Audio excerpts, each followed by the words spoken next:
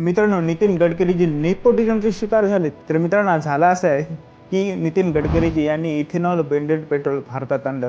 एका स्पीचमध्ये त्यांनी सांगितले होते की या पेट्रोलचे दाम हे 15 रुपये प्रति लिटर असतील. पण असं झालं नाही. पेट्रोलच्या किमती 1 रुपयाने सुद्धा कमी झालं नाही. याउलट लोकांच्या गाड्या खराब होऊ लागल्या होत्या, कारण हे पेट्रोल गाडीच्या इंजिनसाठी कम्पॅटेबल नव्हतं. म्हणजे लोकांसाठी ह्यामध्ये काही फायदा झाला नाही. तर नेमका फायदा झाला कोणाचा?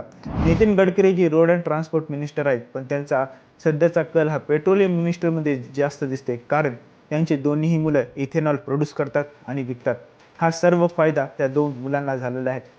चला ठीक आहे, तुमच्या मुलांसाठी तुम्ही हे सगळं करतायत मानलं, पण जर तुम्ही यामध्ये जनताचा पण फायदा बघितला असता तर चांगलं झालं असतं. 15 रुपये प्रति लिटर नाही, तर कमीत कमी 20-30 रुपयानं जरी तुम्ही पेट्रोलचे दाम कमी केले असते तरी पण चाललं असतं. किंवा आपल्या गाड्या इथेनॉल कम्पॅटेबल कशा होऊ शकतील याकडे लक्ष केंद्रित केलं असतं तरी पण खूप फायदा झाला असता.